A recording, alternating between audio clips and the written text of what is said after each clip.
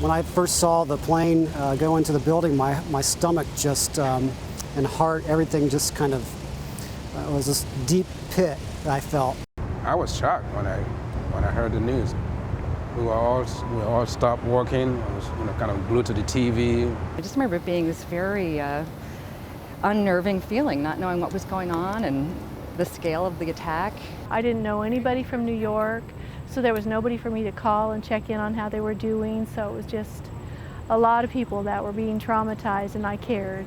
When the guy jumped out of the building way at the top, knowing that, I'm pretty sure knowing he wouldn't make it, but it was probably better to jump out the building than to stay in that inferno.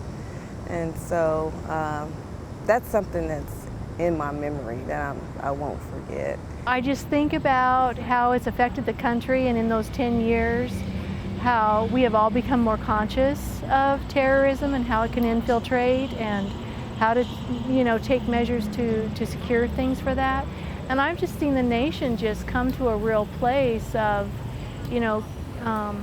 dealing with that as best they can. I think what it did is start off more than a decade of self-doubt about where the nation was and what our principles were, and you can see it in the conflict that's going on in Washington these days. I think we should remember that, and this is not barbaric, that life is not promised, and we just have to be ready, for whatever the situation is, and hopefully it's gotten a little better.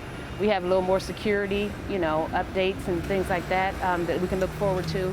But most of all, we should have compassion for those that, were lost in the tragic accident. We spent a lot of money, U.S. federal money, on pursuing that kind of activity, and we're in 2 wars now, and we're winding down. With the United States sovereign debt being degraded, with the $3.5 trillion we spent on the wars, a lot of that money should come back here.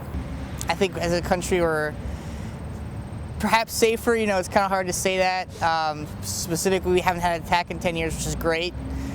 We don't know what's on the future as well, so it's great that we got Osama bin Laden. That was good news in May, and I just want to thank the military and everybody who's out there putting their lives on the line and to protect us, and I think it's amazing what they're doing.